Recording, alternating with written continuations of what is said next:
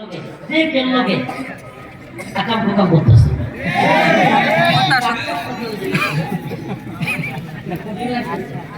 সমস্ত ধ্বংস হয়ে যেতেছে, সমাজ কি যেতেছে, ধ্বংস হয়ে যেতেছে। আমরা করবো কি? আমরা এইভাবে কাঠ কাঠ খোলাবেলা না বলে দিলে এই যে মাহবুব যেভাবে রাস্তায় ঘুরতেছে, যুবকরা মাহফিলের প্যান্ডেলে বসবে দূরের কথা, কয়টা সুন্দরী মেয়ে ঘুরে আসবে আমরা এটা চিন্তা। আচ্ছা এই তো এই মাহফিলে কয়টা সুন্দরী মেয়ে আসবে, কোনোটার নাম্বার নেওয়া যায় কিনা? আস্তে আস্তে দেখেন আপনি যখন আয়াত যে আয়াত করছি আলোচনার বিষয়ে বলি, আলোচনার বিষয়ে বলি, কিন্তু তর্জমাটা আমি যাচ্ছি পরে আমার রাগটা বেশি হয়ে গেছে অবস্থাটা দিকে। এইসব অঞ্চলগুলোতে আসতে কষ্ট খুব বেশি লাগে, খুব বেশি কষ্ট লাগে। হাই হাই হচ্ছেটা কি? এই হচ্ছে নাই, আত্মসম্মানবোধ নাই। আচ্ছা বলেন, কোনো বাবা যার আত্মসম্মানবোধ আছে তার মেয়েরে হাফ প্যান্ট পরায়া তার শরীরের অবয়ব দেখা যাবে আর গড়িয়ে যেতে পারতেছে না, তার সবকিছু বোঝা যাবে, হাফ প্যান্ট পরে এখন পর্যন্ত দিবে আত্মসম্মানবোধ থাকবে?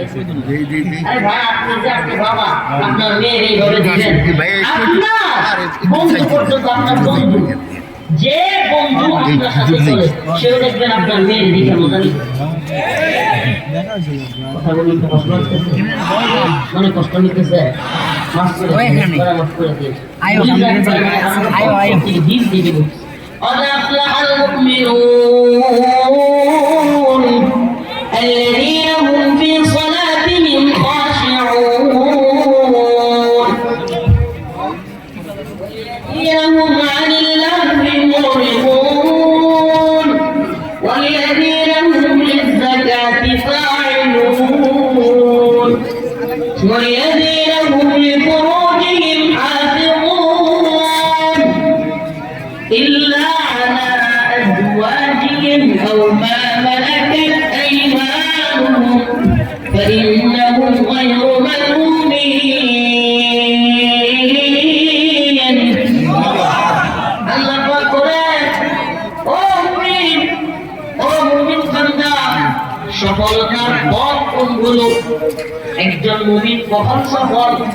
এই যে বড় বড় বিল্ডিং দেখতে অনেক ভাইরা আছে, যাদের মনে হয় আরে কোন বাসায় থাকি আর কত বড় বড় বিল্ডিং, আমারও তো একটা বিল্ডিং থাকতো।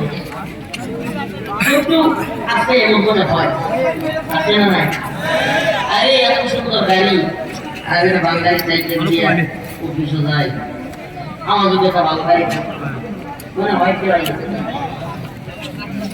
মুমিনের সফলতা কোন পথে? আজকের আলোচনার বিষয় মুমিনের সফলতা কোন পথে?